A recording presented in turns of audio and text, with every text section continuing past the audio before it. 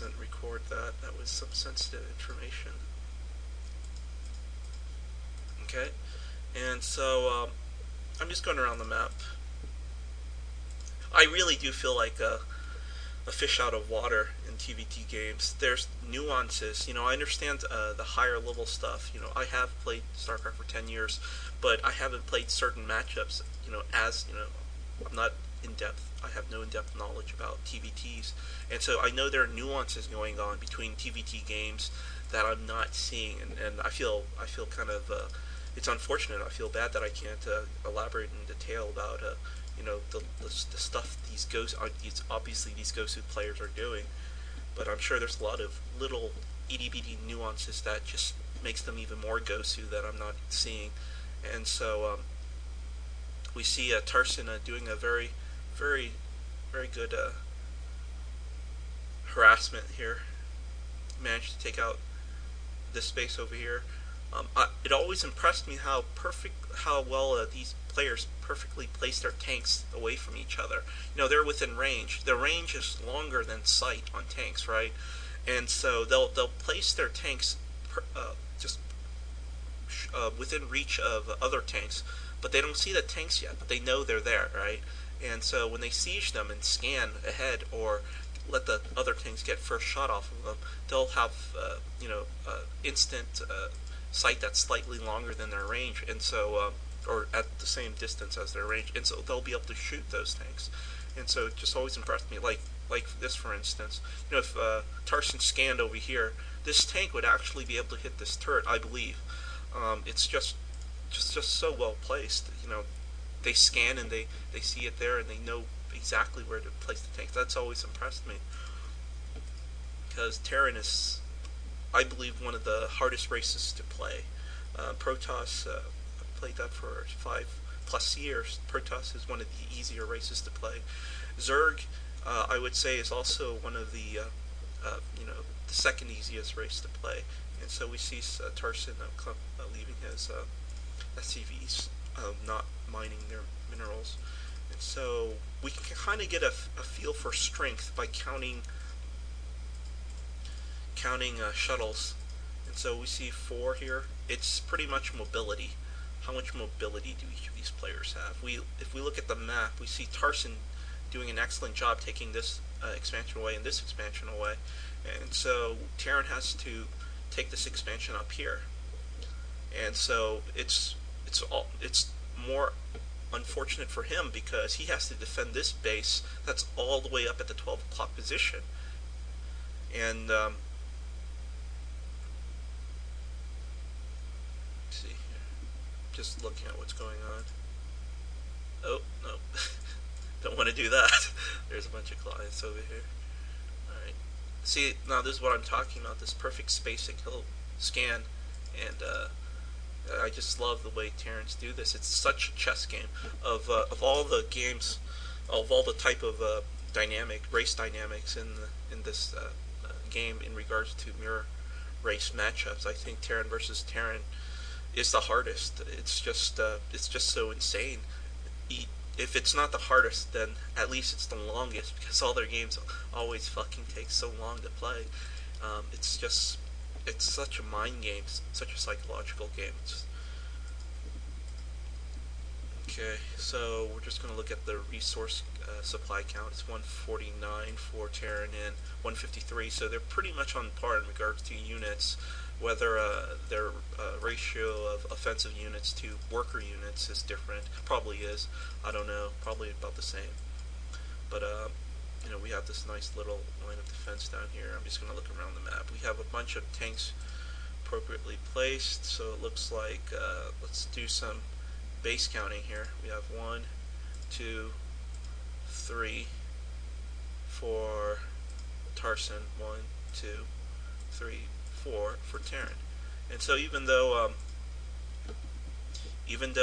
Tarson initially in the beginning game did a good job taking out Terran's expansions, it's a little bit like, just bad drop. He should have backed off right there. He's outgunned and everything.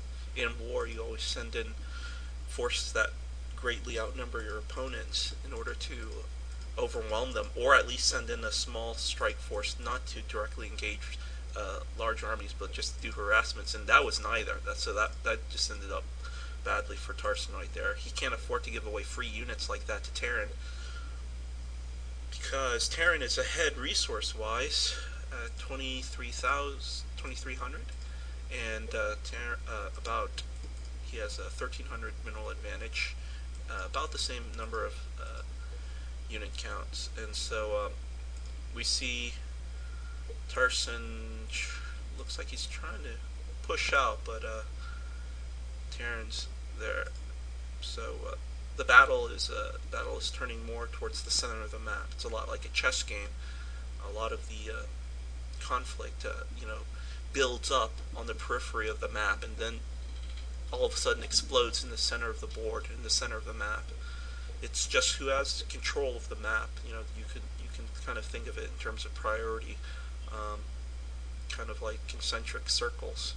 In regards to the late game, how important controlling the map is, and so it's somewhat evenly divided down the center, but not really. It looks like Terran has kind of a better control of the map than Tarson, and their unit count is about equal, about similar, around 180, with Terran having 1,000 mineral advantage and 1,000 mineral gas advantage as well.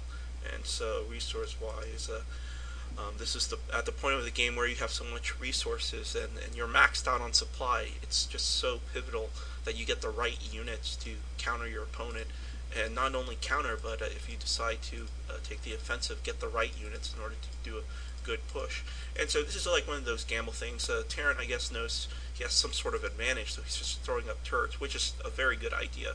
It's a little bit like a guess or a gamble, if you think about it. You don't know whether Tarson is going to fly over this. Tarson obviously already saw some turrets over here, but you put this here just as a hindrance, just to slow the movement of the shuttles, because you can't fly over this. So to fly around it, it's just so much longer in regards to just kind of imagine a huge circle around this thing, or a blob of radiuses, and so you just kind of have to fly around that mess, and so it becomes a lot more difficult to do an attack on 1 o'clock position, for instance, because you just have to swing around, do a right angle turn. It's just very hindering, and so we see this kind of jockeying for position with the shuttles right now.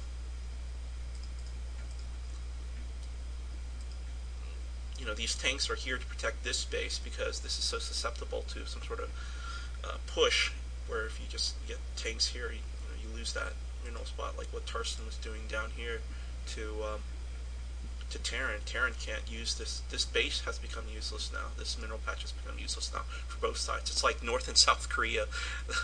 They're just kind of on either side of the border, the DMZ zone here. They just don't want to, they don't want to cause any troubles yet. Or actually, it looks like Terran is wanting to cause some trouble right now. Okay.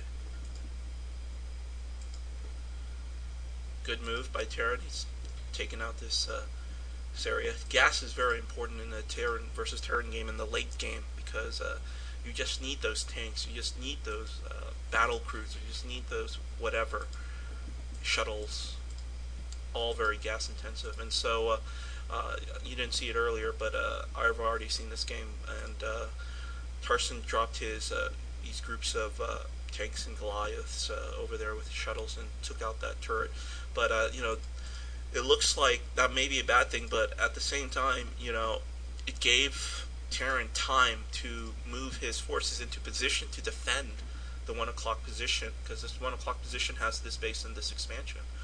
And so it might have been, it already served its purpose initially to help defend the base, and so when that went away, it also helped to serve to buy time. And so just placing turrets in key spots around the map is it's a very good idea.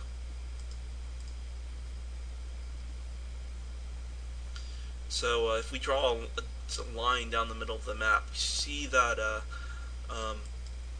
down the middle of the mini map, we see that Terran is taking control more control of the southern region. It's such